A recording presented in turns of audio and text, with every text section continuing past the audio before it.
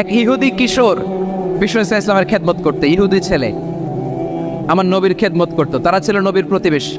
তো অনেক দিন হয় ইহুদি ছেলেটা আসে না। বিশ্বনবী খোঁজ দিলেন ঘটনা কি, একটা ইহুদি ছেলে না আমার খেদমতে আসতো, ছেলেটা কই? খোঁজ নিয়ে জানলেন ছেলেটা অসুস্থ। বিষ্ণু ইসলাম ওই ইহুদির বাড়িতে চলে গেলেন ওই ছেলেটাকে দেখা করার জন্য, ভিজিট করার জন্য। সুবহানাল্লাহ পড়বেন না? গেলেন, যে দেখে ইহুদি ছেলেটা মুমূর্ষ, যান যান যায় যায় ভাব, বিছানায় পড়ে আছে, তার বাবা দাঁড়ানো। বিশ্বনবী তার মাথার পাশে বসলেন, মাথায় হাত বুলিয়ে দিলেন, আর ছেলেটাকে বললেন আসলিম, হে ইহুদি ছেলে আসলিম, ইসলাম ধর্ম গ্রহণ করো। তো ছোট্ট ছেলে ভাবে আমরা ইহুদি, এখন ইসলাম ধর্ম গ্রহণ করলে আব্বা যদি বকা দেয়, ফানাযারা ইলা ওয়াজহি আবি, ছেলেটা তার বাবার চেহারার দিকে তাকালো, দেখি আব্বা কি কয়। আব্বা যদি বলে তাইলে ইসলাম ধর্ম গ্রহণ করবো। ইহুদি ছেলেটা তার বাবার দিকে যখন তাকালো, ওর বাবা বলে আতিয়া আবুল কাসিম, আবুল কাসিম যা বলে তাই করো।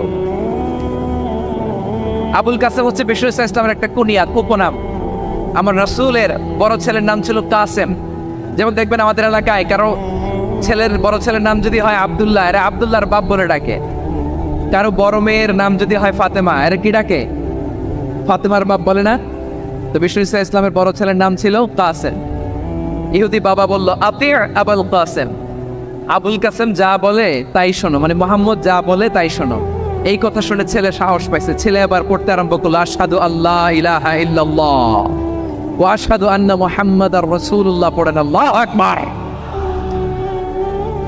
বিশ্বনবীর আহ্বান শুনে ওই আহ্বানে সাড়া দিয়ে ইহুদি ছেলে শাহাদা পড়ে মুসলমান হয়ে গেল। তার হৃদয়টার ঈমানের নূর দিয়ে আলোকিত করে দিল কে?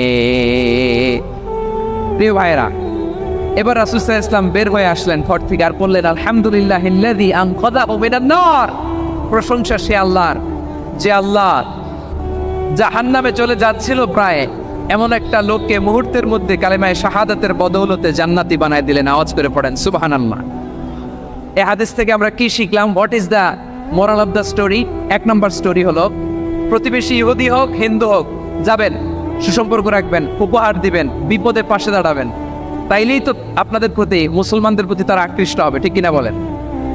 আপনি যদি হিন্দুদের সাথে বৌদ্ধদের সাথে নাই মিশেন, নাস্তিকের কাছে নাই যান, তো ইসলামের সৌন্দর্যটা ওরা বুঝবে কেমনে?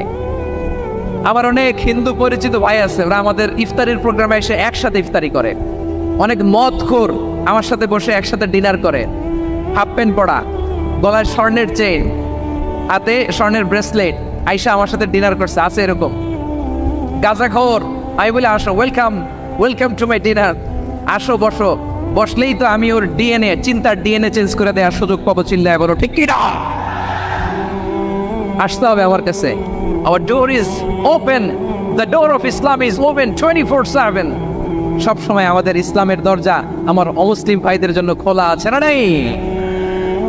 এই হাদিস থেকে দুইটা শিক্ষা। এক নম্বর শিক্ষা, প্রতিবেশী মুসলিম হোক অমুসলিম হোক, যান, অসুস্থ হলে একটু আপেল নিয়ে যান, আঙ্গুর নিয়ে যান, কমলা নিয়ে যান, তাদের সাথে ভালো আচরণ করেন। ইসলামের বিউটি দেখে, সৌন্দর্য দেখে অবাক হবে, নসিব ভালো হলে কোনোদিন কালিমা পড়ে মুসলমান হয়ে যাবে, ঠিক কিনা বলেন? তাহলে অমুসলিমের সাথে ভালো সম্পর্ক। বিশ্বনবী ইহুদির বাড়িতে গেলেন, ইহুদির বাড়ি, আর আমার মুসলমান ভাই আমার কাফের বলে, এরকম আছে না নাই? মুসলিমরা দেখতে পারে না, সহ্য করতে পারে। বিশ্বনবী সাল্লাল্লাহু আলাইহি ওয়াসাল্লাম ইহুদির বাড়িতে গেলেন, এটা একটা শিক্ষা। আরেকটা শিক্ষা হলো, ভাইয়েরা ধাক্কা মারে এসে সামনে এসে কি লাভ? প্রোগ্রাম তো শেষ হচ্ছে, এখনই শেষ হচ্ছে। তো এই যে আমাদের বকশি ভাই ওয়াদা নিল, হাত তোলালো, মিম বলে এত কথা বললো, তো আমি জেলায় জেলায় দিয়ে খালি হাত নাড়াই তোমাদের জন্য নাকি? হ্যাঁ, হাত নাড়াই শুধু। এই ধাক্কাইতে ধাক্কাইতে এদিকে এসে হাত নাড়াইতেছে, হয়েছে তো, দেখলাম তো, ঠিক আছে, মাশাআল্লাহ, অনেক সুশৃঙ্খল, অন্যান্য যে কোনো জেলার জন্য সুশৃঙ্খল। আমার দিকে তাকাও, আমার দিকে তাকাও, ঠিক আছে। এই যে দাঁড়িয়ে আছে, একটা ছেলে নড়ে না, দেখছেন? মাশাআল্লাহ মাশাআল্লাহ মাশাআল্লাহ। হ্যাঁ, এইভাবেই। আর কয়েকটা মজাদার কথা আছে, শোনো। এই হাদিস থেকে আমাদের শিক্ষা হলো, আমার প্রতিবেশী যেই ধর্মের হোক আমি সম্পর্ক রাখবো। অসুস্থ হলে যাব, কি বলেন ভাইরা? যাবেন না?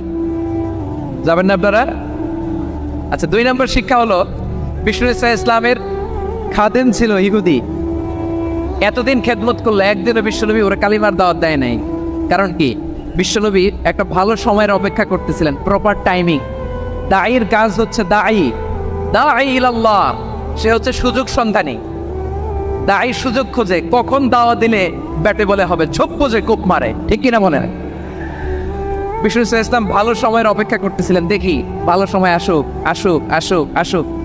আস্তে আস্তে এমন সময় আসছে, ছেলে এবার মুমূর্ষ। অসুস্থ ব্যক্তির হৃদয় অত্যন্ত নরম থাকে। হসপিটালে যখন কেউ যায় তার হৃদয়টা বড্ড নরম থাকে, মৃত্যুর ভয়ে তার অন্তরটা নরম থাকে, ঠিক কিনা বলেন? এই প্রপার টাইমিং এর অপেক্ষা করতেছিলেন। যখনই টাইমিং পেয়েছেন, দাওয়াত দিলেন, পড়ো লা ইলাহা ইল্লাল্লাহ, সুবহানাল্লাহ পড়েন সবাই। তাহলে ইসলাম অমুসলিম প্রতিবেশীর সাথে ভালো আচরণ করতে বলেন। ইসলাম অমুসলিম মাতা পিতার সাথেও ভালো আচরণ করতে হবে। মাতা পিতা যদি অমুসলিম হয়, তারা ফেলে দিতে পারবেন? পারবেন?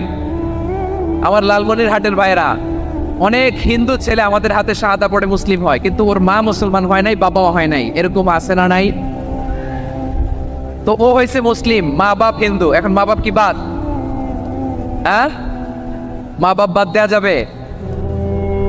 যেই মা আপনার 9 মাস 8 মাস পেটে ধারণ করলো, আপনার মায়ের নার ছেড়া তখন আপনি ওই মারে বাদ দিতে পারবেন? যে মায়ের বুকের তাজা দুধ খেয়ে আপনি আজকে বাড়ন্ত তাজা তরতাজা, ওই মারে বাদ দেওয়া যাবে?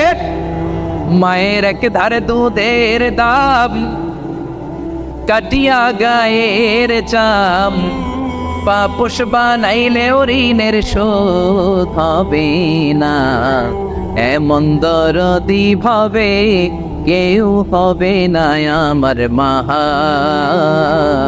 গো। মায়ের এক ধারে দুধের দাম, কাটিয়া গায়ের চাম, পাপোশ বানাইলে ঋণের শোধ হবে না, এমন দরদি ভাবে কেউ হবে না আমার মাহা। ঠিক কিনা? মাকে তো বাদ দেওয়া যায় না।